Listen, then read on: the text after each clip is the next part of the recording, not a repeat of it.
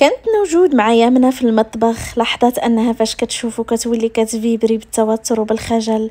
طبعا السيد هو راجلها على سنة الله ورسوله، هي من أصلها كتحشم من الجنس الخشن، فما بالك لو كان راجلها أو بتدقيق أكثر فؤاد اللي صيتو سبقوا على صورته في الواقع، خاصة بدوك المواصفات اللي فيه والهيبة اللي معطيه من عند الله. شخصيته جدية مترجمة في أفعاله وجاذبيته وهيبته. هادشي كله غيكون راجلها لحد الآن باقي الشك ما بداش يدخل ليها، وتبدا تسائل علاش وعلاش. هي عند بالها خاصة تعرف عليه ويتعرف عليها، لحد الآن باقي ما تفرقعتش الرمانة ديال بصح. نوجود قالت واش خفتي منه؟ لا غير وخاصك تعودي عليه وعلى وجوده بنتي، وباش نبداو هي دابا نوضي باش نلحقوا عليهم على ما كملوا البنات الحطان ديال العشاء. نوضي يلا.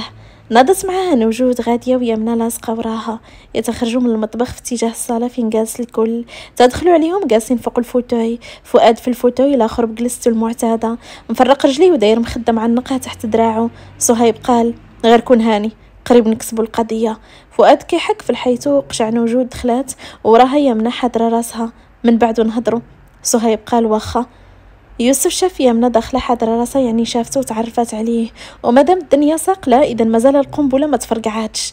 نوجود قالت اجا بنتي جلسي حدانا. جلست نوجود حدا فؤاد ويمنى بالدعقه جلست حدا صهيب. صهيب دار عند يوسف كيهضر بالحس. اميمتي مفتاح قنبله هيروشيما حدايا شخصيا البشر. يوسف قال غنطح يماك وسط الصاله. سكتنا يسكت لي يماك الشريان. خرج فيه عينيه وقال هنينا. فؤاد بقى كيشوف يمنى، يشوف قبل ما يشوف يوسف ويوجه ليه كلامه. الياس علاش تعطل؟ يوسف قال انا صوني ليه. جبت التليفون صونا ليه، صونا ما جاوبش، كيصوني ولكن ما كيجاوبش. يلا بغى يهضر تدخلت الخدامه مبلغاهم باللي العشاء وجد والحاج كيتسنى فيهم. تمو خارجين يتوصلوا للطابله فين عادتهم في الفيلا كياكلوا، وخا لاباس عليهم ما عندهمش ديك القضيه ديال كلها والتبسيط ديالو. الا كانوا مجموعين كياكلوا في تبسيط كبير في حال جميع الناس العاديه، الا في حاله وحده الا جا كل واحد وحده مفرقين فبطبيعه الحال كل واحد كياكل بوحده. فالطابله اللي كانت كبيره فيها كراسه ودايره جالس الحاج عند راسها ومقابل ليه فؤاد. بجنب الحاج كاينه نوجود وصهيب ويوسف. في الجهه الاخرى بلاصه الياس، والكرسي اللي جنب فؤاد هو اللي ولا كرسي يامنه.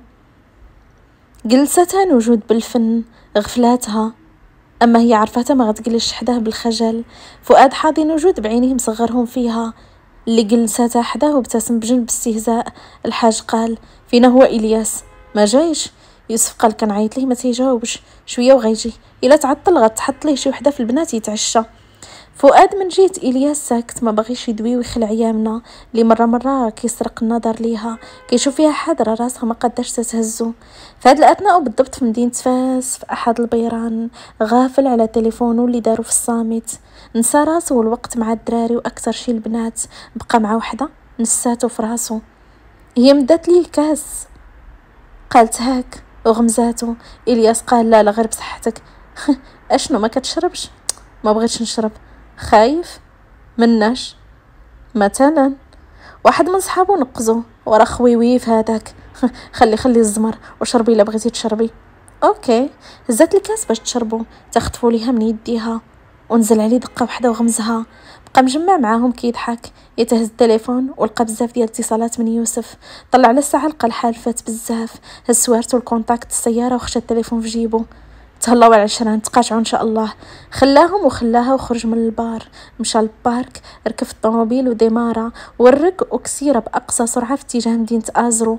غادي وهو طاير في الطريق. كملوا عشاهم وناض الحاج هو الاول استأذن باش يطلع ينعس. طلع على غير عادته في وقت مبكر على النوم ديالو طبعا، حيت معصب من جهه فؤاد ومبغاش يأزم الوضع. فؤاد عقد غباشته وطلقت خنزيرته من الوضع. شاف نوجود قولي لهم يلحقوا عليا قهوه كحله الجرده. شاف يوسف بدل وتبعني للجرده نشوف هذا الحمار فين غابر. يوسف نفسه بغى يشتف على الياس ويعاود نطق وقال واخا. مشى للجردة وجلس فوق الطابلة. 5 دقايق تا كانت قهوته محطوطة قدامه الطفاية ديالو. هز كرتونة ديال الكارو حلها وجبد منها سيجارة بفمو. هز بريكة مكتوب فيها الاسم ديالو بنقش عربي، شعلها وجر منها جرة طويلة يتتعسلو عينيه. زاد في التخنزير أكتر وكتر وعقد حجبانو. تا شوية وصل عليه يوسف جلس حداه. فؤاد كيهضر ويكمي وما كيشوفش فيها هز حاجبو. عيطتي ليه؟ يوسف قال ما كيجاوبش الكلب. فؤاد عد في شفايفه. بقاو شحال كيتسناو فيه، تسمع صوت السيارة دخلات وبلاصات. خرج منها كيجري تعيط ليه يوسف. الياس برد ليه الماء في الركابي. ملي قشع فؤاد جالس مشى كيجري وما كيقدرش انه يهدر. نطق من البعيد. خويا. شويه زم فمو، مشى عنقو وسلم عليه وسد فمو. يوسف هو مشربن قال فين كنتي يا الحمار؟ من الصباح انا كنعيطو. والله تمشي التلفاس، تلاقيت بالدراري شديت من عندهم البوليكوب وشي محاضرات كانوا مسجلينهم وشي معلومات درت لهم نسخ. هو اللي عطلني قسما بالله. فؤاد حاضيه وكيحك في الحيط وكيكمي.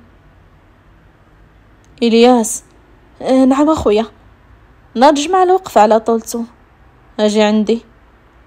الياس مسكين فمه ولا بيض، عارف راسو اش داير وعاق به ما يمكنش واخا يطير للسما يقشعو. فؤاد هز عينيه من يرفي فيه زعما ما بغيتش نعاود الهضره. الياس قرب ليه وفؤاد بحركه سريعه شدو من قرجوطو بصباعو بزوج غرسهم فيه. تقربوا ليه وقال تبعني. زاد ويوسف قال له سير تبعو على الحمار سير، والله لا فكيتك بالله شريتيها راسك. مع منتا. الياس حضر راسه ومشى تبعوه. مشى حتى يوسف تبعوه كيطلب من الله ما يدقدقوش. وصل فؤاد لعند الصالون والياس تبعو اللور. ما عرفش الياس ولا يوسف كيفاش تدار فؤاد بدورته بجمعها معاه بطرشه بظهر يدو.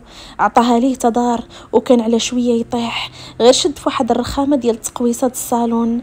حس براسو تزعزع وشداتو الدوخه، ما هدر ما تكلم. وقف تاني عاود عطاه بطرشه يتطحن الارض هاد المره.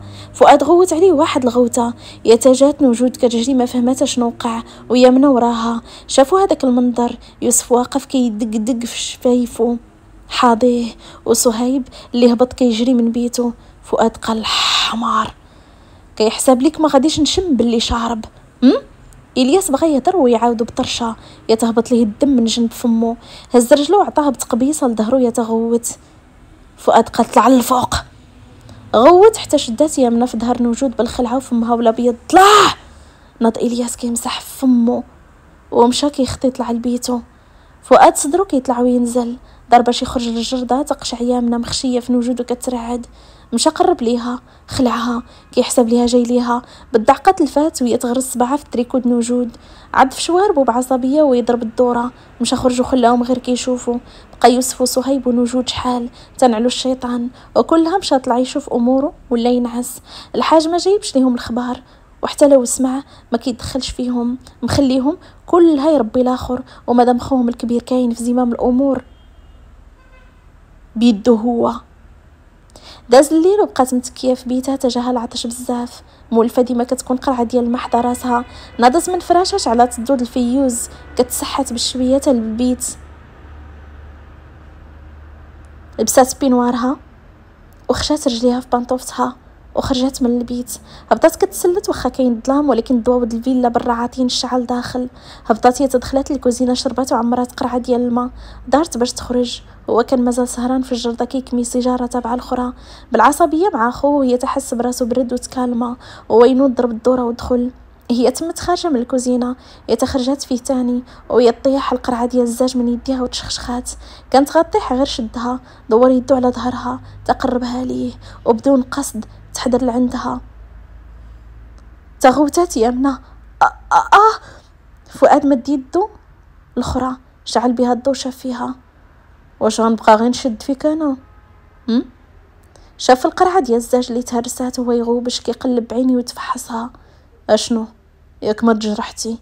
الخجل انواع كتيره، كلها وكيفاش كيخجل من الحاجه او من الموقف او من الوضع، كلها والخجل ديالو. ومن الخجل ما قتل. خجل يامنة في شكل ومن نوع نادر جدا. اكثر حاجه كتحشمها بزاف هي الجنس الخشن، كتولي كترعد. تربات على ان البنت الا هضرات مع راجل غريب راه ما كاين حياه. تربات على هذه النقطه اللي ولات شبه موجوده في مجتمعنا الحالي. فتاة فحال يامنة وطبعها قلال، كانوا مدورين دورة ظهرها باش قدر يحكمها لا تطيح. واخا ما عرفش اشكون في الاول مع الظلام تاني، غير ردة الفعل كانت بديهية عنده انها خرجت فيه وشدها بغفلة. شعل الضوء عاد بانت. فؤاد غوبش وقال غنبقى غير نشد فيك. انتبه الزاج المشخشخ ديال القرعة، رفع حاجبه بزوج وقال اشنو ياك ما تجرحتي؟ يامنة ضربتها القوى. فؤاد وقفها، تتقدات في الوقفة، تأكد ان ما فيها والو ويتم غادي عادي، ما كيخطيش وينقز على الزاج اللي مشتت لا يجرحه. غادي جد عادي. مشى البلاكار اللي في قرعية الزاج، جبد قرعة، مشى لافابو تعمرها ليها، دار دورة باش يعطيها ليها لقاغي البرد. طارت ما عرفها كي دارت ليها. مشى قلب في الجناب ما لقاهاش، خنزر على التصرف اللي دارت. ما جاش يسمعهم ليها وما جاتش يعطيها الوجه الخايب من الاول. تعامل معها انها مجرد ضيفة عندهم، والاهم انها بقى طفلة كيحسب ليه صغيرة بزاف، وخاصة انها شافته كيضرب الياس وخافت منه. حاول يرطب في طريقة هدرته، حل قرعة، نزل عليها كلها دقة واحدة يتخواها وحطها في بلاصتها. مشى حيد الزاج وحطوه فوق واحد الركن وساس يديه ومشى طلع لبيتو. اوصل الممر وداز على بيته، غير هو تقابل معاه وقف ويطفي الضو. خنزر ورجع كمل البيت ودخل ينعس. في الصباح الباكر جدا وعلى أصوات قطرات المطر كحبات الألماس كتساقط على المنطقة، صوت طقطيق قطرات الشتا في الزاج ديال الباب ديال البالكون والسرجم. حلات عويناتها كان الحال ديال السما مازال داير خليط ما بين الأسود والأزرق. على مشارف شروق الشمس حلات عويناتها كيف العادة، نعسة مخشية في المنطقة ديالها وشادة فيها بصبيعاتها. بقات شحال فقط توقدات مزيان عاد ناضت، قدت فراشها، مشات للبالكون، حلات السرجم باش يتهوى المكان. لبسات بينوارة وهي تخرج من البيت وعينيها كي يدوروا لا تلقاه خارج. مشات دخلات كتجري وسدات عليها، غسلات وجهها وطرفات حالتها وخرجت دخلت لبيتها. مشات لماريو وجبدات منه بيجامه في الصومو معلمينها قبل ما تكمل 7 ايام تبقى تلبس غير حوايج لون فاتح. رجعت بها الذاكره وتفكرات شنو قالت ليها زهور. فاش غادي يدخل عليك عندك 7 ايام لبسي غير طويل، قفطان وقميص ولا بيجامه وما تحزميش تنهار السابع. تفكرات انه ما قاسهاش نهائيا ومازال ما تعرفت عليه اكثر وما دخلتش معاه، وهي غير كتشوفو كيجيها الشلل من الهيبه اللي عنده. نظراته ليها خاصه من اللي وقع اليوم كيجيب ليها الله غادي يفرشخها فيما لقتها به الوقت. مازال صغيره، مازال ما كتشكش في التفاصيل وما كتبقاش تقول علاش وعلاش. كتسنى كيفها كيف اي عروس ان البادره تكون من الزوج هو الاول، لكن ظنها شيء والظن الحقيقي والواقع شيء مخالف تماما. كيف عادتها كتفيق بكري، بدلات ملابسها الداخليه وحطاتهم في السله ديالهم الوسخ حتى تصبنهم من راسها بيديها كيف ديما. لبست بيجامتها ومشات مشطات شعرها، جمعات ودهنت وجهها، رشات ديودورون تحت البيجامه ولبست بنطوفتها. سمات الله وحلت الباب، طلعت هكا وهكا، عاد خرجت وهبطت نيشان الكوزينه. فهاد الاثناء هو كان فاق، لابس تيشيرت كحل مكتوب في الابيض نايك، سروال قطن في نفس اللون والماركه، مزير على السيقان في حال كولون واير ماكس في الاسود. مشى كيجري في هذاك الظلام قبل بساعه في الغابه اللي حداهم، كيجري براحه تامه كانه ماشي مع داك العالم وداك المستنقع اللي هو كيتعتبر واحد من الرؤوس الكبار ديالو. كيجي المغرب بوحدو، لا شيفور لا حراس امن لا والو، كيخرج من موسكو روسيا نسر موسكو وكيدخل المغرب ازرو. فؤاد رمسيس الابن الاكبر بقى كيجري جري جري تعرق مزيان، عاد رجع ادراجو للفيلا. فقدت وجود وخرجت من البيت وهي تدخل المطبخ تتفاجات بالمنظر اللي قدامها. في عادة الأعراس المغربية والتقاليد أن العروس ما تمدش يديها للطياب ولا للشقة تكمل أيامها 7 الأولى في دار رجلها باعتبارها أيام العسل بيناتهم. كاين بنات وعرايس ما كيديروش هاد العادة وكيمشيو للشقة نيشان، وهادشي اللي دارتو يامنا. نوجود كتهضر وتشوف شنو كدير بنتي. صباح الخير، كانت واقفه يمنى عند البوطاجي ديال الكوزينه الطويل متوسط المطبخ، خدامه كتعجن وتعمر في الخبز. دارت شافت فيها وابتسمات. صباح الخير، اش كديري يا بنتي؟ كندير الخبزه بالشحمه. الخبزه بالشحمه؟ واش نمسمن بالشحمه؟ لا، خبزه بالشحمه، عجينه عاديه بحال البطبوط معمره بالشحمه والكفته والبصله مشلضه ومتبله بالتحميره والكمون مطحون وشويه د الابزار والحرور الا بغيتي وشويه زيت الزيتون، عمرتهم في الخبز وغادي نطيبهم بحال البطبوط. تبارك الله عليك يا بنتي، واخا باقي حتى تولفي علينا. عاد جيتي بنتي نيشان للشقه، انتي جيتي عندنا غتعيشي معززه مكرمه فحالك فحال الدراري وراويه بنتي. ما نقدرش نبقى غير جالسه، ما مولفاش. واخا انا غنشوف شنو خاص نقضيه ونجي حداك علميني لهاد الاكله. واخا. من بعد تقريبا ساعه تحل الباب الصغير ديال الفيلا. ودخل كيجري توصل عند الباب الدخلاني، حلو ودخل كان غادي طالع للفوق يتشم ريحه مجهده ديال الطياب في شكل عاطيه وهو يضرب الدوره نيشان الكوزينه عندهم. داخل وجهه احمر وعرقت راسه منفوخين، عضلاته متورمين بزاف بحكم باقي سخون من الجرة. بانت ليه نوجود حدا يمنا كتضحك وكتوريها. فؤاد حنحن ونوجود دارت لعندو. صباح الخير والربحه ولدي. طلعوا لي قرعه ديال الماء بارد البيت مع قهوه كحله. قال هاد الكلام وضرب الدوره وخرج من الكوزينه. نوجود قاتل البنات طلعوا لي قرعه الماء بارده وقهوه ديالو الطفايه ديال الكارو الله يرضي عليكم دابا قبل ما يخرج من الدوش. رجعت كتصوب معاها تبداو كيخبزوا فيها. فهاد الوقيته خرج يوسف من البيت ديالو، داز على بيت الياس وحلو لقاه في المكتب اللي عنده كيراجع، لابس قبيه بسروالها ديال القطن سخونه في الكري وداير طاقيه على راسو. يوسف جلس مقابل معاه، دار المرفق ديالو على المكتب ويدو على حنكو حاضيه. علاش تحمرتي البارحه الكلب وما لقيتي غير النهار اللي فيه هو؟ عجبك؟ ها وصل حسك قدام البنت عاد جايه مازال ما دازت عليها يومين. الياس كيهضر وحاضر راسو حشمان من خوه وفي نفس الوقت كاحترام. البارح ما بغيتش والله ما كنقرب لي غير. يوسف قال واش انت حمر ولا بغل ولا كيدار؟ حتى هذاك البرهوش ندي عليه. الياس راه القوه ماشي في التحدى في الشراب، القوه هي تحداه بالعكس وتخليه هو يحشم على عراضه بالفن. قال لي يا خواف. يلا بغى يهدر يوسف تتسمع صوته الغليظ، الشيء اللي خلى يوسف والياس يوقفوا. فؤاد داخل عنده ببينوار وديال الدوش باقي قطرات الماء نازلين لي على جبهته وصدره اللي باين من فتحه البينوار. اشنو سميتو؟ الياس وحاد راسو جاوبوا بلا تردد. فاش يسولوا جاوبوا بلا نقاش ولا تردد. سميتو نور الدين بن عيسى. فؤاد خنزر فيه طلعوه هبطوا بنظرات قاصحه مطلع حاجب منزل الاخر كيف عادته. هبط مع يوسف تفطر لتحته، قرب ليه تال وجهه كيخنزر فيه. يتقال الياس في نفسه غينطحني بدون انذار، عاد ضرب الدوره ورجع دخل لبيتو يبدل. يوسف قال سلكك الله، اما ما تهبطش تشد الماستر ديالك. انا هبط تبعني وما تهدرش، سد فمك تيمشي في حاله.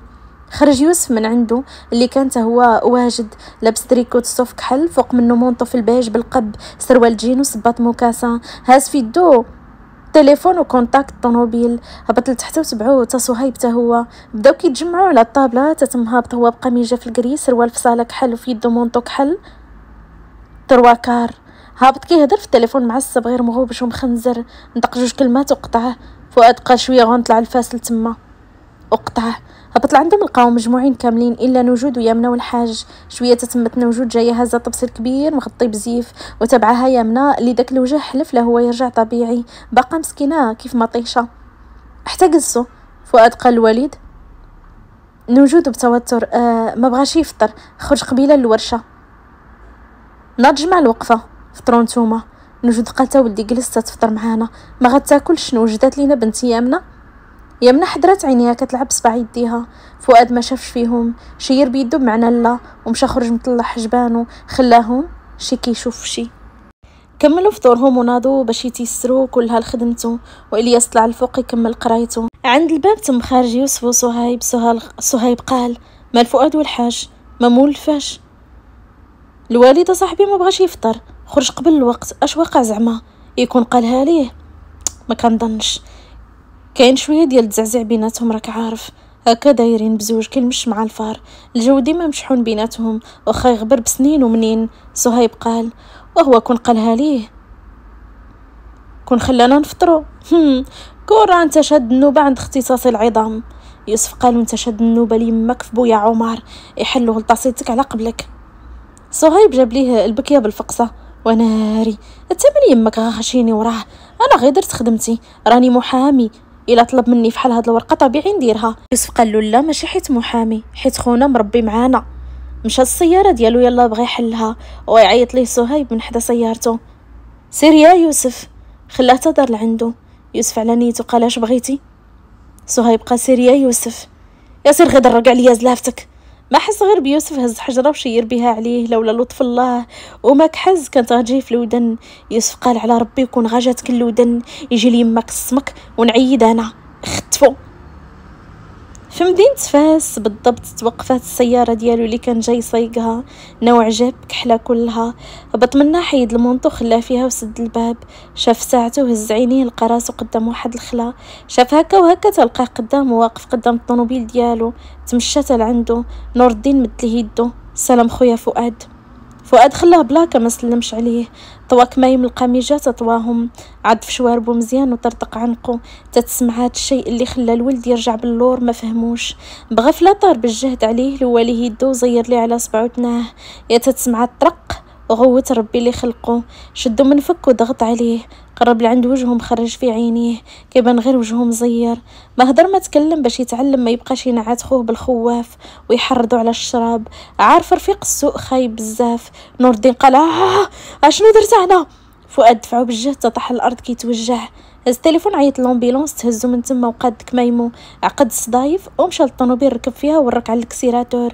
يتطارت الغبره على وجه الولد وزاد نيشان لاشغالو، خلاه كيتوجع وفي نفس الوقت ما فهم والو، على امل يتلاقى بإلياس ويفهمو. داز النهار يتوصلت العشيه. دخل الحاج على غير عادته. عيط النجود اللي لحقات عليه المكتب لقاتو كيفكر وكيخمم. الحاج قال فاش يجي قول ليه يلحق عليا المكتب نهضروا. نجود قالت واخا الحاج، ولكن رخف على راسك من كثرة التفكير فيه هو شويه بشويه. سنين وانا معاه تلاين بلا نقاش، ديري اش قلت ليك. دخلوا الدراري كيف العاده وكيف مولفين، يتطلعوا بدلو نزلوا مجمعين. تا واحد شويه دخل هو ما شاف جهتهم، طالع مخنزر نيشان لبيتو. دخل واحد شويه تسمع الدقان، حنحن باش تدخل. تنطقات نوجد ولدي غتعشى معنا ياك؟ غير تعشاو، انا الصباح غادي نمشي. الله ولدي عاد جيتي علاش راجع؟ عندي شي مشاكل تما، غادي نرجع في هاد اليومين.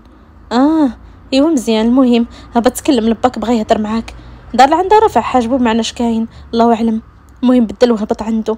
ابتسمت ليه وخرجات. بدل هو لبس تيشورت بيض سروال الكحل ديال القطن، خرج رجلو في كلاكيطه وهبط من الجهه الاخرى حتى المكتب عنده. دق ودخل لقاه جالس داير صبعو على فمو كيتفرج في اللابتوب ديالو في الاخبار. شاف فيه وهبط اللابتوب. فؤاد قسم قابل معاه. الحاج تنهد وقال ولدي خاصني نهضر معاك. شافي بمعنى شنو؟ خاصك تزوج صافي الله يجعل البركه. كنظن هضرنا لا، انا اللي كنهضر ماشي انت، هذا قراري انا الله يجعل البركه. خاصك تزوج وتستقر هنا، بركه عليك من داك الوسخ اللي انت مازال كيهضر. تقاطعو بيدو. خدمتي الداخل مفقود والخارج مولود، والزواج ما غاديش يكون. ما كنبغيش الوالد كثرت الهضره والبلا بلا في نفس السوجي. هادرين مستمرين ونفس النتيجه. النقاش في هذا الموضوع جد عقيم. الا تزوجت غادي تعيش هادي اللي غنتزوجها في الخاطر حياتها، خطر في خطر. اشنو نخرج على بنات الناس؟ عاد انا خايبو بزاف.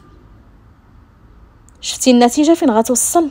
الوغ حبس عليا هذا الموضوع ولا غنمشي ما بقيش غادي نرجع. ناضج مع الوقفه مخنزر يتتنفخو عروق راسو. انا الصباح غادي نمشي اللي هي الله يعاون الوالد. تم غادي تنطق الحاج العهد اللي هدرت لك عليه شحال هادي. وقف فؤاد عطيه بالظهر كيسمع فيه. وصل وقته وتطبق، واللي قلت لك هو اللي كاين. الا انت شاد ضد وباغي تطيح بكلمتي وتحطني بوجهي وتردنا عيالات، فمعمرها ما تكون في عائلتنا ولا القبيله ديالنا. خيرنا ما غيدي غيرنا. دور وجهه لعنده بمعنى اش كتقصد؟ يا من بنت عمك وفي نفس الوقت مرتق قانونيا وعلى سنه الله ورسوله. الحاج قال هاد الجمل هو مغدد، كان ناوي يمهد ليه ويشرح ليه بطريقه مبسطه، ولكن الضد اللي شدوا معاه وحتى انه ما كيعطيهش فرصه فين يهضر معاه، كيدعقوا بجوج كلمات وينوض. تفاضل الكاس عند الحاج. فؤاد خرج عيني على مصراعيهم، تدار كله بالجهد اللي عنده. احيانا ما كنبقاوش نقدروا على كثرة الضغط، كثرة التخمام والتخطيط وحسب الحساب لشي حاجة. شي مرات او اغلب الاحيان من كثرة الضغط كيتولد الانفجار. ما كنبقاوش قادين نستوعبوا اشنو كنديروا، ما كنبقاوش قادين نضبطوا تصرفاتنا ونسيطروا عليهم. شي مرات الا طلقناها مره واحده كنرتاحوا بزاف، وشي مرات او اغلب الاحيان كنقولوها كبيره باش تصغار، كيف كيقول المثال كبرها تصغار. وإلا عرفنا الطرف الآخر غادي يرهقنا وديما نفس المشكل معاه، فور ما نطق ليه هاد الجمل اللي كان هازهم الحاج في قلبه طلقها ليه نيشان. عارفو اللي في راسو عارف انه غادي يرجع لهداك المستنقع اللي هو فيه، باغي يحس بالمسؤوليه، يزيد يتزير وينقص من هذيك الطريق، وحيت عارفو كيقول جوج كلمات ويزيد وما غيسمعش ليه، فهذا كان هو الحل بالنسبه ليه. اي بمعنى كبرها صغار كيف ما ذكرت. فؤاد دار عنده بالجهد، خرج في عينيه توسعوا حجبانه وطلعوا بزوج. الحاج قال كيف سمعتي يا منا ماشي ضيف عندنا، هي بنت عمك منا وفينا، تم عقد قيرانكم بزوج غير ايام قليله هذه قبل ما تجيب شكل مفاجئ. هذا عهد بيني وبين باها انها تكون زوجه ديال الولد الكبير، وعاطي الخويا الكلمه وحتى هو نفس الشيء. يعني انت قاطعوا بيدو فؤاد وعرق راسو كيتنفخو، العرق بدا كيبان ليه، جاوبوا بيدو بحركات تعبيريه وملامح وجهه بمعناها واش كتفلى عليا. الحاج قال العقد تم بشكل صحيح، ويا دابا مراتك على سنة الله ورسوله. فؤاد كيسمع ليه وكيزيد يتنفخ ويتنفخ، حس براسو حمار في هاد اللحظه، انه غافل على ما جرى موراه. كيفاش هاد الكلمه كدور ليه في نفسه. تمشى لعندو، حط يدو بجوج فوق المكتب متكي عليهم قابل مع باه، كيشوف فيه بنفس النظره بدون ما يرمش، حضر راسو حتى حضرو ورجع طلعو كيشوف بنظرات ناريه. فؤاد وكيهضر مقدد، انا ما سنيت على عقد، فهمتي هاد الجمله؟ وبنت خوك لا غير، فهمتي يا الوليد؟ ضرب بيديه، ضرب ديا تخبط فوق المكتب بالجهد. تم ضاير باش يخرج، توقفوا الحاج جبد العقد من المكتب. هذا عقد قيران اصلي، زواج فؤاد رمسيس بيامنا رمسيس. فؤاد عد شو هربو، لو ان الشخص اللي قدامه ماشي باه كان سلم معاه لحساب اول دقيقه نقاش. دار لعنده تقشع الورقه اللي هاز وهي نسخه اصليه من العقد. انت ما كتبغيش تكثر الهضره، انت انا غادي نعاونك ولدي، يمنا مراتك على سنه الله ورسوله، وهي بنت عمك وغتعيش معنا وسط منا باعتبارها مرات الولد الكبير اللي هو انت. فؤاد ولدي، انا بغيت لك الخير، بغيتك تبقى معانا، تحس بالمسؤوليه ديال دارك، دير ولادك، وما كاين ما مخير من بنت عمك، بنت الاصل والناس. وكيف شفتيها هي؟ مشى فؤاد بسرعه لعنده، تقرب ليه كيهضر مغدد وعيني بغاو يطرطقوا. انا ما سنيت على شي عقد، وهاد الورقه تعتبر تزوير، العقد اصلي وصحيح. فؤاد وصل لفان ديالو، ولكن جا في باه كيبقى اصعب موقف تحط فيه. اذا نعتبرها مطلقه وما كيربطني بها حتى شي حاجه، وعندي الحق نطلقها حيت ببساطه ما بغيتش. اذا نعتبر راسك ما انت ولدي ما نباك الى يوم البعث. قال الحاج هاد الجمله اللي عارف تاثيرها والواقع ديالها على فؤاد، عنده كل شيء الا انه يوصل مع باه للسخط، وهادشي زاد ضغط على فؤاد في هاد اللحظه. شافيه مزيان، شفايفو ما بقاوش كيبانوا بكثره العضان، نفخ نفخه كبيره، مدور وجهه للجهه الاخرى على باه، ويهز واحد الفاز فوق المكتب وشير بيه على الحيط، يتشتت وضرب الدوره وهو عاد في سنانه. وخرج من المكتب. صدره كيطلع وكينزل، عيني حمرين، جاحد، حاقد، معصب، اعصار خامد في انتظار انه يتطلق. داز على نجود كيف البرد السخون. نجود قالت ولدي يوسف الفوق. يا ربي السلامه. مشات للصالون لقاته هو وصهيب مجمعين. ولدي يوسف طلع تكلم لفؤاد. خبر الخير. صهيب لاحظ القلق في عينين نجود الوالده. اش واقع؟ نجود قاتله وعلى ما ولدي تكلم دغيا قبل ما يجعر عليك. يوسف شاف صهيب ورجع حيد المخده وناض مشى خرج من الصالون، طلع لعند خوه. كان واقف كيتنفس بالجهد، شاد في يدو قرعه ديال الزاج فيها الماء، ما شربها ما حطها، بقى شاد فيها بيدو كيضغط عليها، كيضغط وكيتنفس بالجهد، سنانو لصقو، بقى يضغط تتهرسات القرعه وسط يدو تشخشخات، دمياتو دايزه كتشرشر بحكم اللحم سخن، وداتو ولات كتفرفر. سمع الدقان تحنحن ودخل. يوسف بالتوتر قال خويا. شاف الدم اللي دايز من يدو كيجري وكتافو كيطلعوا وينزلوا مشى كيجري لعندو. يدك فؤاد.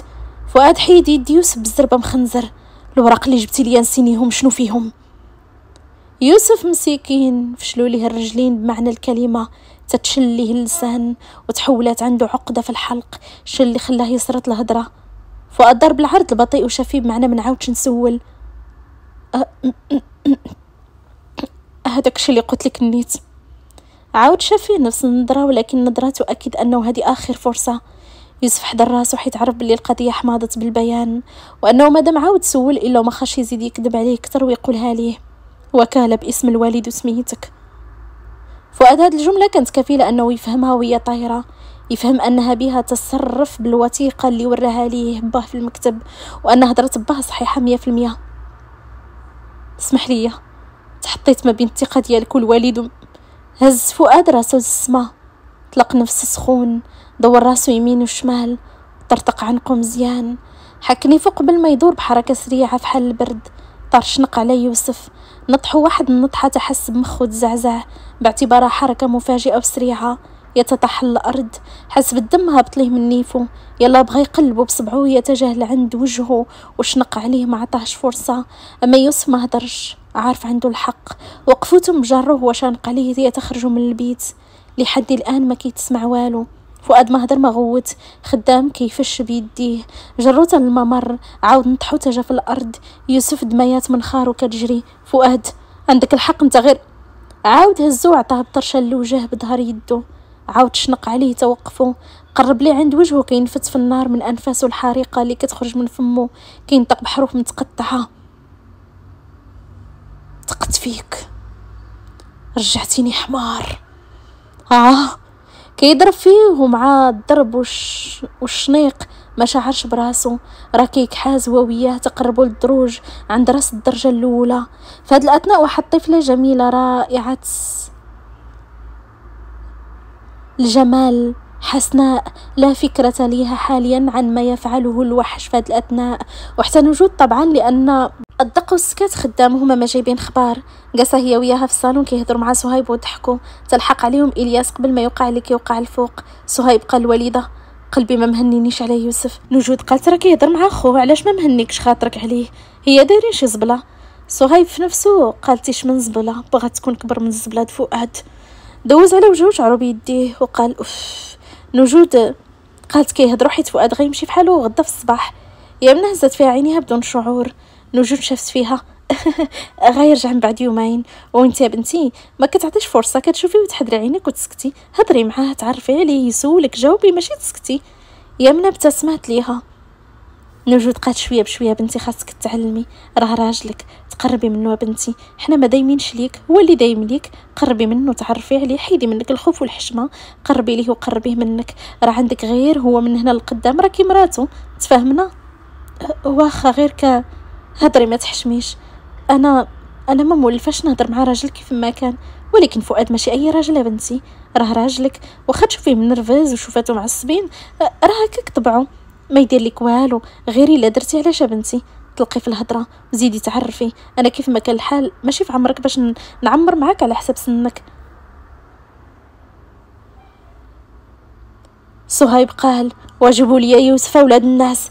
نوجد قالت يدك البرهوش خليني نهضر مع البنت، انا برهوش اميمتي ايوا ترجل وتزوج، ولا سكتنا من الهضره الا قدرتي يطلع لعندو. لا خليه على خاطره. الياس قال غير طلع ما تخافش، انا نحضي لك بلاصتك. الله يحفظك. وشوف هذاك السيد اللي حدا الروبيني قول لي يخلي لي بلاصتو الله يعزك، خنزر فيه ليماك تحضر لي البلاصه في الحمام حنا، انا نطلع عنده انت باش يكمل على يماك تاني. الياس قال ما تبقاش تفكرني انا مزاوق. صهيب قال لي وسحط. ناضت نوجود باش تشوف الامور في المطبخ كيف دايره. واحد اللحظه شدت في قلبها، حسات بدردقه فيه، حسات بالدنيا ماشي طبيعيه، شي حس مقطوع في شي جهه وشي حاجه واقعه في جهه اخرى. مشات للمطبخ، اما في هذه اللحظه باقي الدق خدام على يوسف والغضب مازال مسيطر وعامي عينين فؤاد. كل ما كيتفكر انهم رجعوه حمار كيزيد يتغلغل ويتغلغل بالغدايد. يوسف كان فمه دايز بالدم من الجند، ما بقاش قدر ينوض وما يقدرش يمد يدو عليه. فؤاد كان دفالو كيطير مع كل زفرة كيزفر.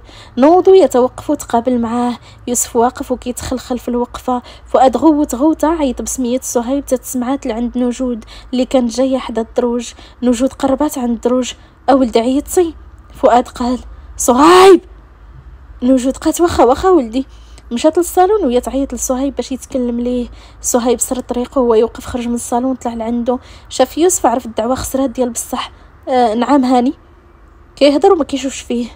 انت اللي صايبتي الوكاله. حضر عيني صهيب وجاوب باشاره براسو بنعم. قرب فؤاد تال عنده، حط كفو على حنكو وخبط خبطات متتاليه بشويه قبل ما يخبط خبطه بالجهد يتصمك ليه الودنين. فؤاد قال سير سبقني لبيتك. حضر صهيب راسو مشى لبيتو. دار فؤاد عند يوسف. فؤاد بقى حاضي يوسف حاضي وكيتفكر انه رجعو حمار. غفلو زاد كذب عليه وفاش في حاجه هو اللي ما باغيهاش وحط عليها خط احمر، حاجه اللي كيحسب ليها حساب وما باغيهاش حيت ببساطه غادي تزادو خطر اكبر. ولكن اللي نرفزو وعلى الغضب ديالو هو انهم غفلوه بمعنى الكلمه ورجعوه اكبر حمار على وجه الارض. خانوا الثقه ديالو واستغلوه ابشع استغلال بالنسبه ليه حتى تحط في هذا الموقف وزوجوه بطفله ومفروض عليه من الفوق. الشي اللي خلاه يجعر ويتجنن ويفقد السيطرة. قرب ليوسف نطحو بدون شعور، هز رجلو تا السما ودفعها بالجهدية تتهز وتلاح مع قبسو مع دار باش يمشي للبيت. صهيب يتفاهم معاه، غادي كيفرفر وعروقو تنفخو بزاف تتورم ليه عضلات صدرو. امشى لبيت صهيب وهو غافل على الضربة اللي عطا ليوسف واللي كان على مقربة من الدرجة الأولى، الشي اللي خلاه يفقد التوازن مع التقبيسة ويتكركب من الدروج من الفوق تا لتحت ويجي راسو على الحافة الرخامة ديال الدرجة. مشى مشربا فاش كتوصل بيه ما تيعقلش على راسو اش كيدير. تحط في موقف خايب بزاف مقارنة مع طبعه. عنده حنية مع خوتو في شكل ما عمرو ما تقف شي حد من غير خوتو، خاصة يوسف. أكره حاجة عنده هي الخيانة. هو من طبعه مستحيل يعطي الثقة ديالو لشي حد، ولكن يوسف كان الوحيد أحب واحد عنده تأنهم سلموا كل شي بلا ما يسول. عارف شنو حاط هو الوحيد، لكن في المقابل اش وقع؟ ضرب ليه كل شي في الزيرو، رجعوا حمار بهذا المعنى. لكن هاد الشي كامل سببه باه، وهذا اللي كيخليه يتجنن انه باه ما يقدرش يهز فيه العين ولا يقول والو. تزير بكل الكلمة من معنى. دخل البيت عند صهيب لقاه يمشي ويجيب توتر. مشى للمكتب ديالو دفع كاع داكشي اللي فوق منه وشتتو. صهيب قال فؤاد خويا انا غير محامي، درت شنو مطلوب مني، عيت معاه راه غيتقلق وخفت يمرض، هو عاد ولا لاباس، انا نصحته قانونيا. ولكن قرب لي فؤاد وعينيه مضببين. انت ماشي محامي، انت كنتي خويا الصغير. يلا بغى يهضر صهيب ويهز فؤاد يدو عطاه بصليه كان غيطيح. عاود ليه صليه تانية وشنق عليه. قرب لعند وجهه وخنزر فيه مزيان قبل ما ينطحوا براسه ويدفعوا بالجهد ويدور يخرج.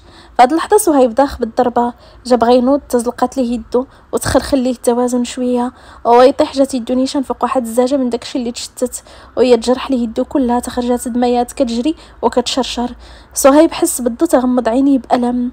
طرا هادشي كامل ونجود ويامنة ما جايبين خبار. خرجت نجود من المطبخ غادا عند الياس ويامنة اللي بقاو في الصالون بزوج في انتظار يهبط الكل ويخرج الحاج من المكتب ويتعشاو جميع كيف مولفين. وصلت لعند النص باش تمشي الصالون، تدارت بان ليها من البعيد شي حاجه طايحه حدا الدروج وهي تمشي كتجري ما حدها كتقرب وقلبها كيتهز. تلقات يوسف مغيب، الدم خارج ليه من منخار وفمه، طايح طاوي رجله الاخرى مسرحه والدم تحت راسه. بدون شعور غوته حتى تسمعات عند الياس ويامنه اللي خرجوا بزوج كيجريو حتى لعندها. ولدي الياس خرج عيني يوسف خويا يوسف مي. نوجد قات ولدي وانتهيت لومبيلونس. صهيب فؤاد. فهاد الاثناء فؤاد ما شعرش شنو دار. خرج من عند صهيب النفس ديالو كيعرعر. دخل لبيتو مشى للدوش، حل الروبيني ديال لافابو وخشى راسو تحت الروبيني، طلق عليه الماء بارد. على الله يطفي هذاك العافيه اللي شعلت ليه في المخ. عيط الياس لومبيلونس وهو كيبكي من المنظر اللي فيه خوه. يمنى وقفات جامده وعينيها دمعو دايره يديها على فمها. هربانه ولدي. الياس لحن صهيب وفؤاد قولها اليوم طلع. مشى الياس كيجري باش يقولها لصهيب وفؤاد. تدخل على الياس لقاه سخفان، شاد يدو اللي الدم ما بغاش يحبس منها. الياس فشل، تكى على الباب وشد راسو. صهيب قال عيط للشوفور ولا لومبيلونس يدي مشات. اش وقع؟ عيط على الحمار. واخا هز التليفون كيطيح ليه من يديه ويهزو بزاف باش يركب الرقم. عيط للشيفور يعيط لومبيلونس تاني. نوجود ناضت وعينيها خارجين، مشات لعند الحاج للمكتب باش تقولها ليه. مع حلات الباب لقاتو طايح ومغيب. دارت يديها على راسها وهي تغوت الربي اللي خلقها، وبدات كتخبط في جنابها. نفس الشيء وقع ليه من بعد ما حيد راسو من على الروبيني. حيد تيشورت ومشى هبط من الجهه اللورانيه ديال الفيلا، تخرج في هذاك السم والبرد حتى بعد بزاف في الخلا اللي ورا الفيلا وصدرو عريان. طلع النفس تطلعها وهو يغوت واحد الغوته زلزلات هذاك الخلا والقيفار. وفي ديك الظلمه حتى نطلع الساس على وقفته كيقلب على مصدر الغوته من البعيد. في ظرف ساعتين تقريبا بعد ما كان السكون تولى المكان يضج بثلاث سيارات من الاسعاف. الاولى اللي هزات يوسف طايره به، والثانيه الحاج نفس الشيء، الثالثه اللي هزات صهيب مغمى عليه من بعد ما فقد دم كتير نتيجه الضربه اللي تضرب. احيانا الغضب كيعمينا لدرجه ما كنسيطروش على راسنا واشنو كنديرو. ممكن نجرحوا بالكلام ونخرجوا العار على بعضياتنا، ولكن في حالة طبع فؤاد وقع لأسوأ بالغضب اللي عمل يعينيه. ما وعاش شنو خلى وراه كارثة لم يحسب لها حساب، وهادشي نتيجة قرارات خاطئة أو متسرعة. 3 ديال الناس مشاو للمشفى في أقصى سرعة، خلاو اللي في الدار شي ما فهمش. نوجود عينيها ما حابسينش من الدموع، ما بقات فهمت والو اشنو وقع واشنو طرا. فحال شي رعدة ضربات في اللحظة ومشات، فحال شي عاصفة جات بدون انذار وبدون موعد ومشات. الياس كيجري هنا وهنا، توقف على نوجود جالسه ودايره يديها على راسها وكتبكي. ميمه يلا نمشيو نلحقوا عليهم. نوجود هزات في عينيها. ها يلا نوض نمشيو. يا ربي اش واقع يا ربي وعلاش هادشي علاش؟ الياس قال يلا ما كاينش وقت يلا نوصلوا عليهم. نوجود دارت كتقلب على يامنه اللي نساوها مع داكشي اللي جرى. بلاتي فين هي يامنه؟ يامنه بنتي فينك؟ مشى الياس كيقلب عليها، تسمع صوت نخصيص في واحد الركن جنب الكوزينه. طلع عليها لقاها جالسه جامعه رجيلاتها وكتبكي. اختي يامنه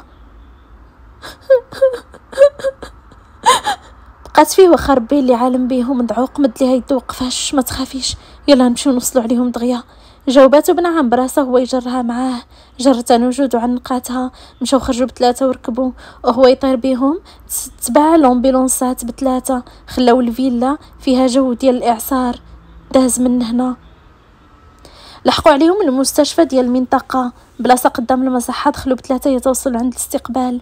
الياس قال فين خداو دوك 3 اللي جاو دابا في الاسعاف؟ نتوما عائله رمسيس ياك؟ غير هضري. طلع ليطاج الفوق عاد دخلوهم الفوق.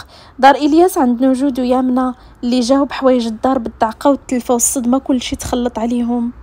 طلعوا في المصعد يتوصلوا لقاو الدنيا عامره بالاطباء كيتجاراو. الياس جر واحد الطبيب غادي كيجري. عافاك شنو داروا؟ الطبيب قال رمسيس لا. عافاك حالتهم الله يخليك. انا غادي نشوف الحاج دابا حالته شويه ارتفع الضغط ديالو بزاف. الباقيين سول هادوك. عافاك خليني نمشي نقاد الوضع ودعي معاه. الياس مشى كيجري لعند اللي نعت ليه وقفهم بزز. عافاكم الله يخليكم حالتي يوسف وصهيب. الدكتوره قالت غادي يخيطوا ليه الجرح حيت كان عميق بزاف ونزف بزاف. يكون خير ولدي. كانت دكتوره كبيره شويه قالت لي هاد الهضره ومشات كتجري. تكا على الحيط تتبعات نوجود ومعاها يامنه جايين كيجريو. ملي شافوه تكا على الحيط حيت دخل غير هو لديك البلاصه بلا ما يشعر. نوجود قالت امضره. الياس دموعه هابطين كيبغي يهضر وكتشدو الخنقه ديال البكا. تشد في راسو بيديه وهز راسو للسما حتى يقدر يتنفس ويستوعب شنو غيقول.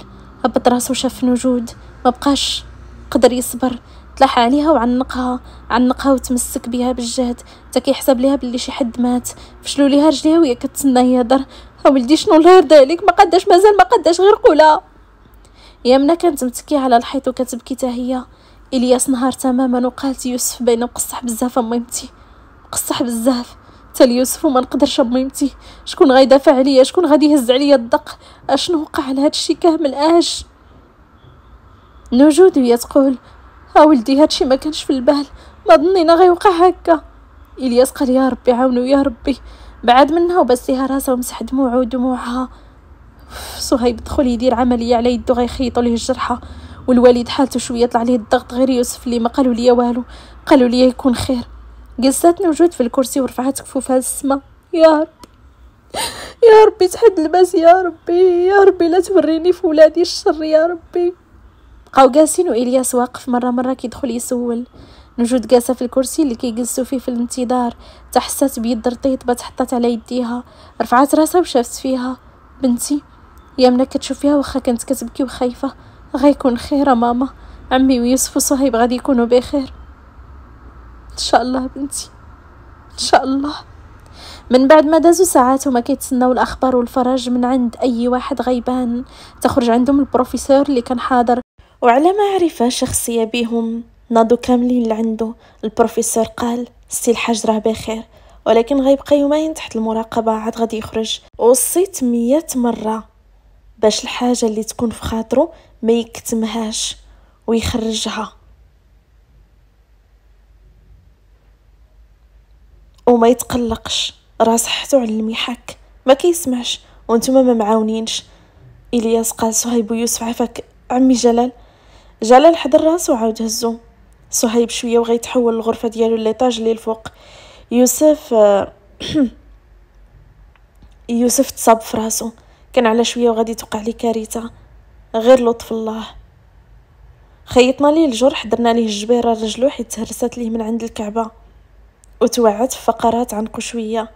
تنفست نجود السعداء وقالت الحمد لله يا ربي الحمد لله. الياس غمض عيني وتنفس براحه تتكى على ركابيه. جلال قال اشنو وقع؟ الحاجه في الدار. نجود قالت غير شي مشاكل وصافي، وقعت هاد الحادثه بالمكتب من بعد نهضروا.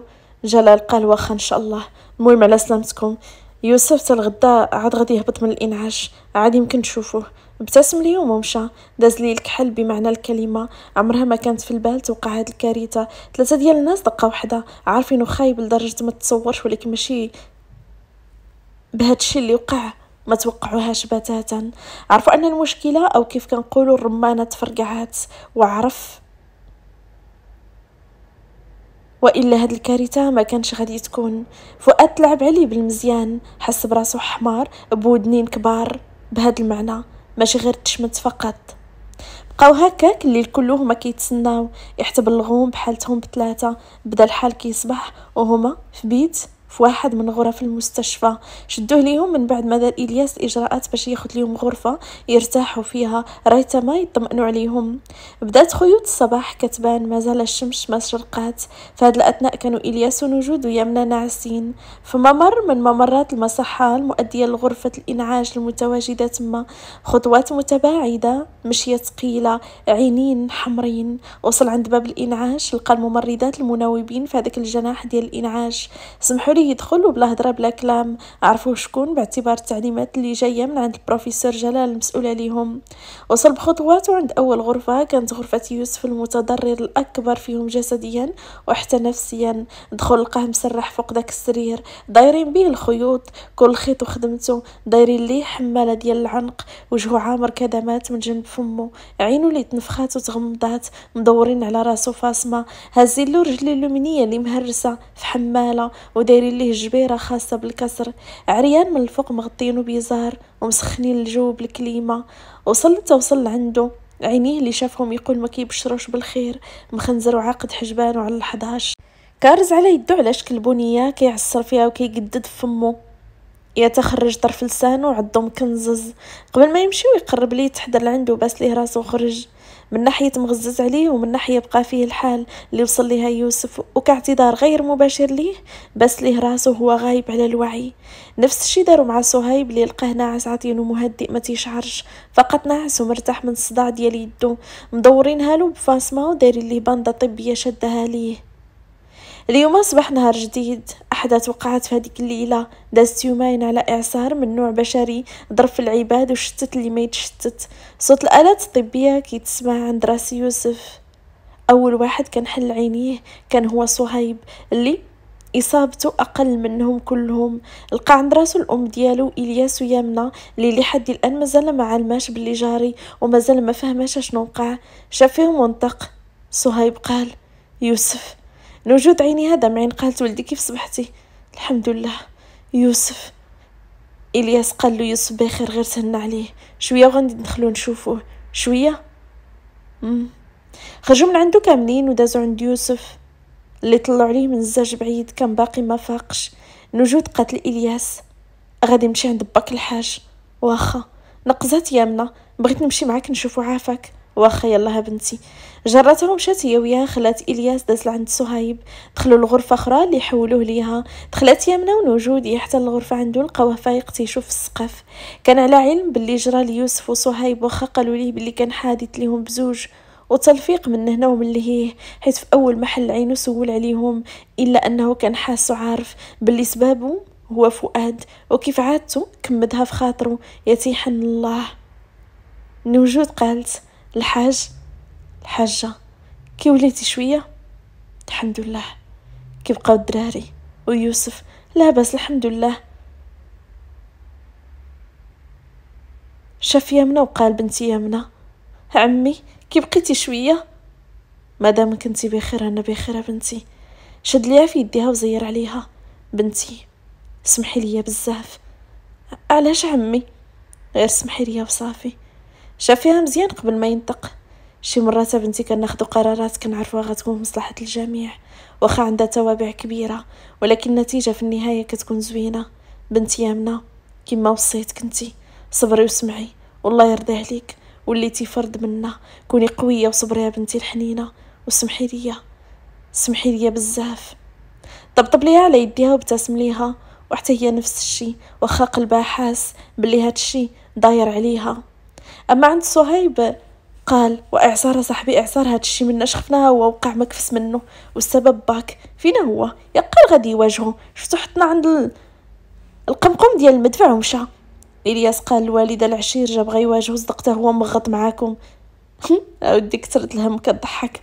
صهيب قال: اف، واش متاكد يوسف حالته مزيانه؟ بغيت نمشي عنده. مزيانه باقي ما فقات الساعه تقدر تمشي. صهيب ناض من الفراش، عاونو الياس توقف، شد يدو اليمنيه اللي مهزوزه باليسريه، لبس عليه فيست سخونه وخرج هو وياه من الغرفه يطل بلاصه فين نعس يوسف. من بعد ما حولوه الغرفه عاديه حتى يفيق، دخلوا لعندو لقاوه ملبسينو لباس سخون ومسخنين ليه الغرفه، باقيين دايرين ليه حماله العنق، هازين ليه رجلو في الحماله ديالها، وجهو باقيين فيه الكدمات الا عينو اللي بدات كتفشي شويه. صهيب خرج عيني وقال: يا ناري، وشرشمو يا صاحبي شرشمو. الياس قال: ما نظنش يدير لي هكا.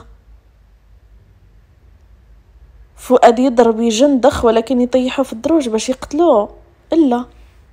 صهيب قال: ورات انا غير زلقت لي يدي حيت شخشخ لي داكشي اللي في المكتب، طاح الزاج ملي زلقت جات يديني شن عزاجه. الياس قال: الوالد خرج علينا والله ما نلومو، انا دابا وليت هاد الهم هز الهم البنت الناس ومازال ما عارفه شنو جاري، هادشي كله عليها يا صاحبي. ناري كان غادي يتمنى يولي يتيم، اكون غير قتلك انت ويفوت غا يوسف. الياس قال: ما انا على فالك. صهيب قال: اسكت، راك ما عارفش يوسف، راه الحشيشه قلبي صاحبي تاع بصح. ناري كون ما تنتبعو. كيتناقشوا ليه عند راسو وهو بدا كيحل عينيه شويه بشويه. سمع اخر جمله قالها صهيب ونطق بشويه بصوت مبحوح: سكتي يا خويتي سكتي. صهيب دار جهته مخرج عينيه: الحشيشه ديالي عشيري. حل فمو بفرحه وتحنى عليه عنقو بجهه تغمض عينيه. اي اسمح لي. خالقين السعاده هما في عز الازمه. اصعب شيء في الحياه هو انك تشمته في نظرك انت كتجيك انها ما كانش في حالها. الغل اللي فيك نتيجه الشمته والتحيمير اللي وقع ليك كيخليك تحس براسك انك الوحيد اللي وقع لك هكا. اصعب ما كاين في الكون هو الاحساس بالشمته والغدر والطعن في الظهر، خاصه في حاجه انت ما باغيهاش، ما حاملهاش، كارهها، حاس انها غتزيدك خطر في خطر كبير، خاصه الا كنتي عايش حياه كلها مخاطر. في حاله فؤاد حياته في روسيا خطر، ما كتسمحش ليه يعيش في المغرب ديما، وما يسمحش ليه يخليها. على ما قلته في حياته اللي عايش الداخل مفقود والخارج مولود، صعيب بل مستحيل انك تخرج من هذاك المستنقع الاسود المظلم. استقرت حالة الكل ولله الحمد، جاوز كل واحد فيهم الأزمة ديالو بالتمام، واللي كانوا على وشك واحد فيهم أو كلهم يفقدوا حياتهم لولا لطف الله اللي كان بجنبهم ووقف معاهم، واللي وحده عالم باللي جاري فيه حكمة. استقرت حالة يوسف تماما وحالة الحاج، أما صهيب في حالته كانت من الأول مستقرة وطبيعية. وصل لي تقريبا بعد صلاة العشاء، من بعد ما اطمئنوا عليهم وخرجوا داز الوقت حتى الليل. الحاج كان ناعس، تحل الباب بشوية، دخل بخطواته المعروفة لكل خطوة معنى، ولكل نظرة من عينيه ألف معنى ومعنى. بدخلته الغامضة دخل بنفس النظرات النارية، لابس قبية كحلة، سروال قطن كحل، وداير طاقية ديال الخيط. داخل قد السخت، عاقد حجبانو، مخنزر حاقد، صدرو منفوخ أما سنانو مغززين. داخل النفس ديالو ما منتظماش، يتوقف لي عند راسو، داير القب على راسو، خاش يدي في جيابو. شويه هبط باس ليه راسو يحتى فاق. الحاج قال: فؤاد هو كيشوف فيه. شويه الحاج كيهضر ما كيشوفش فيه. صافي تهنيتي من اللي درتي ليهم ديك الحاله؟ البنت غادي تبقى معانا معززه مكرمه، وانتي الا خديتي هذا القرار بصفه نهائيه وخليتيها ليا على اساس غتبقى عقده عندي في الدار، لا هي مطلقه لا هي مزوجه، فهي ما تحتاج، هي وسط حبابها وعمها وخوتها، وانت قاطعه فؤاد كيشوف قدامه. نطق بصوتو الغليظ بكل رجوله فيه: اللي من دمك ولحمك كيشمتك ما كيبقى لك والو. انت عارف اللي حك نحاسي شنو كيجرى ليه، ومع ذلك لعبتي مزيان الوالد على الوتر الحساس، خاطرتي بكل شيء وما حسبتيش حساب. ما غاديش نتعاند معاك، ما غاديش نعصاك، عارفه انا في حياتي ما يمكنش الرجوع. اكبر خطر كاين في حياتي عارفني ما كنحنش وما كنعقلش، وعارفه هدرتي قليله. الحاجه الوحيده اللي معاوناني هي رضات الوالدين، هي اللي مزيانه في حياتي، ماشي مساخيط باش نضيعوها. ومادامك عارفه هادشي ولعبتي عليه مزيان، ومادامك باغيني نتحمل المسؤوليه، اذا دورك هنا سلا الوالد. قرب لعندو تحذر، خرج يديه من جيابو، تكى عليهم فوق الناموسيه، هز عينيه فيه. غدا غنمشي، وسيمانه بالحساب غادي نرجع للمغرب، القاها واجده باش تمشي معايا بدون رجعه لهنا. الحاج بغى يهضر ويقاطعو بيدو، هزها حاضر راسو عاود هزو، عد على فمو ابتسم بغيل: ياك هي مرتي، الوغ من اليوم سوقي مع مرتي وتا واحد ما يتدخل. الله يعاون الوالد. كتجي الصدمات بشكل قاصح وديما وعادة ما كنتقبلوش هاد الصدمات في الاول، ومع الوقت كنتعايشو مع الوضع تا كنولفو. كتجي صدمة اخرى ومشكل جديد. هذه هي الحياة، هذه هي الدنيا اللي عايشين فيها. تحب ما مرتاح في حياته ولو يكون خاوي البال، مجرد روتين بسيط كيعمر عليه وكيخليه مشطون بيه. ما عمرنا ما ارتاحوا وما حدنا عايشين سوا بذكر الله سبحانه وتعالى. كترتاح نفوسنا من الضغط اللي كنعيشو في حياتنا. ألا بذكر الله تطمئن القلوب. ما خلاش تيجاوب ولا يرفض، عطى هاد الكلام وضرب الدورة وخرج في داك الليل والظلام، خلاه كيشوف. صباح جديد، يوم آخر من بعد ما تحسنات حالة الجميع. بقى يوسف من وراهم شي أيام وعدم سمحوا ليه بالخروج، وكان اليوم أول يوم ليه في الفيلا من بعد النكسة اللي وقعت مؤخرا. متكي في الصالون وجالسين حدا الدراري مجمعين معاه وكيتناقشوا. يوسف قال: ما ظلمناش صهيب، كانت قدامي فرصه كبيره نقولها ليه وغدرته. ما ناسيش اللحظه فاش قال لي ثقتي فيك عمية. ديك الساعات راه حاسو عايق بشي لعبه كتلعب وراه، وانا زمتها وسكت. صهيب قال: شرشمنا يا صاحبي وما جا طلع علينا. الياس قال: جا عند الوالد بالليل هضر معاه. اشنو قال ليه؟ علاش ما قال الوالد والو؟ الياس قال: الوالد من داك النهار هو مكون قليل الهضره، غير اليوم طلع عليك وسول عليك هذيك فين بان. صهيب قال: علاش؟ اشنو وقع تاني يا مولانا؟ الياس قال: لامي ما اللي عارفه، حيت هي مكونه وما كتهضرش وغير مقلقه. بقاو كيشوفوا بعضياتهم. تعيط صهيب المبسوط مجهد: الوالده. يوسف قال: عيط الفيكس ديال الكوزينه راه ما غتسمعكش. صهيب جبد التليفون، عيط الفيكس، جابوه، طلب منهم باش يكلموها ليه. دازت شويه وهي تم داخله.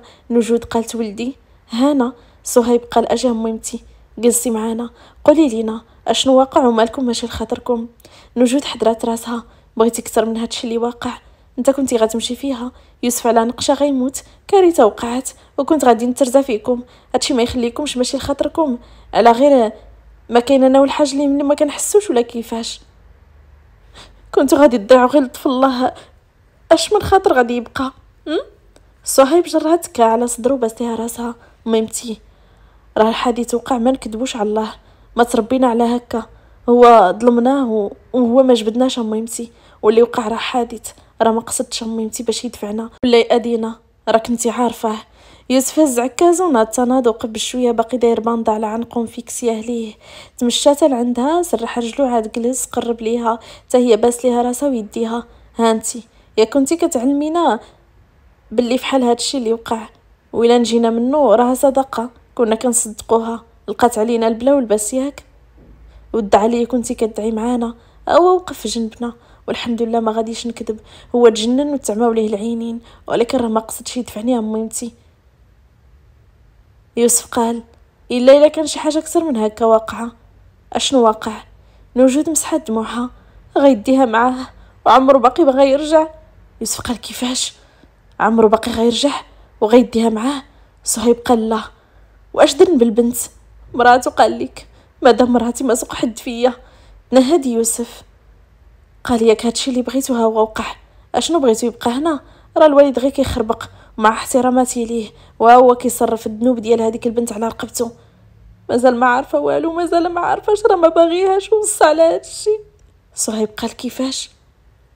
كنت كنصلي في البيت البارح فلاش باك في بيتها، كانت لابسه لباس صلاه في الابيض الناصع.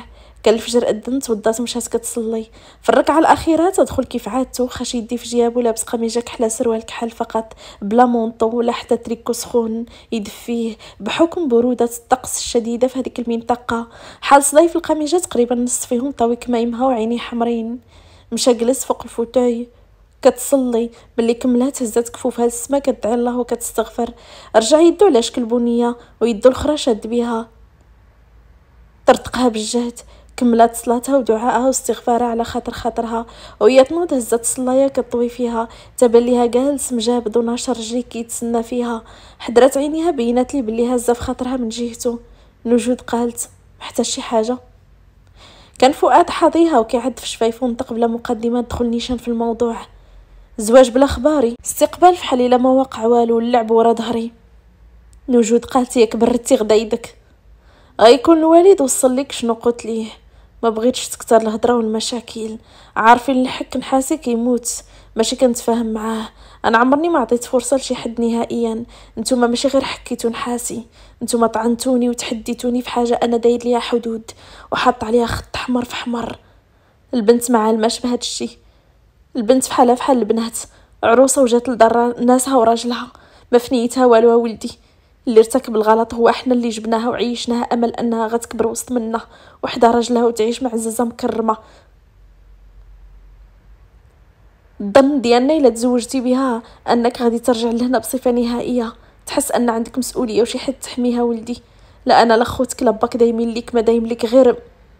فؤاد هز يدو حبسها باش ما تكملش وقال كثرت الهضره في والو، كلمه وحدها ما غاديش نتراجع عليها. تحط رجليها لهيه، حسبوا رجوعي لهنا عمرو ما غيكون.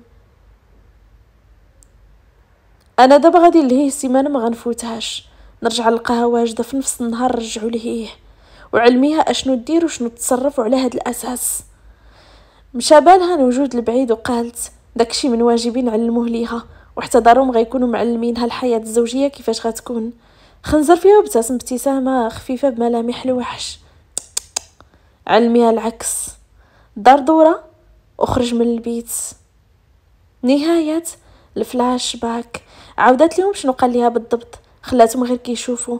تهضر يوسف هادشي توقعوه. اش بغيتي مثلا يبوس ليها على راسها؟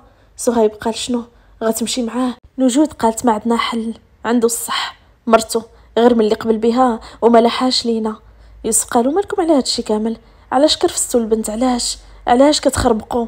نوجود قالت باك يوسف ما يقدرش، خو هذاك عطيه الكلمه لبعضياتهم وعائلتكم هكا دايره. هز يدو للسما يوسف وقال يا ربي حمدناك يا ربي وشكرناك اللي كاينه غير هي بنت عمنا. الحمد لله يا سيدي يا ربي. مشات نوجود وخاطرها مقلق وخلاتهم، وصهيب حضر راسو بقلق. يوسف قال مالك؟ عرفتي تعيش معاه في روسيا شنو هي؟ يوسف قال عارف، الخطر ديال بصح. الياس قال الوالد كيحسب لي غير يعرف راه مزوج غيبقى هنا. ناري على الوالد، كون غير خلاها تعيش معانا الهلا يزوجها به ولا تعيش معاه غنتهلاو فيها فحال اختنا. صهيب ناض وقال انا غنمشي مع الشيفور تلفاس نجيب شي وراق ونشوف الدويره اللي تما. يوسف قال والله ما كرهت نمشي معاك. صهيب قال يلا ماشي مشكل، راه عمي مبارك غيدينا، يلا هضر معايا تقدر؟ يوسف قال نقدر نتجبد اللور ماشي مشكل. صهيب قال غنصيفط لك مع الياس شي حاجه تلبسها فوق الحوايج. الياس اجي معايا تن الفوق. تم خارج هو وإلياس وصلوا عند باب الصالون وهو يدور صهيب، وكيف عادتهم عندهم المزاح بيناتهم جاري في الأوعية الدموية طبعا، وهذا ما يحيدوش الطبيب. عندهم أشعار مزاحية خاصة بهم وما تعرفوا الشفرة ديالها غير هما. وقف إلياس وقال: يوسفي العشير. يوسف قال له: اش تما؟ صهيب قال: اف اشا بولولو إنا إناحة. ابتعد ابتعد سأتشقلب. يوسف كيحسب لي واش جاي، هو يبدا يعدد: الله صاحبي، ولا رجلي ميمتي، ولا الحبس غضرني، ورجلي ولا ميمتي عقرني في رجلي، وعود الهجالة، والله يعطيك مصيبة. كيشالي ومغمض عينيه، ما فاق غير بإلياس هو كيحرك فيه. ها شنو؟ إلياس قال: صهيب مشى خويا، طلع مالك؟ يوسف قال: ود الكلابي كيحسب لي غيديرها بصح. سير جيب من بيتي شي حاجة سخونة نلبسها فوق حوايجي، وجيب لي تليفوني معاك.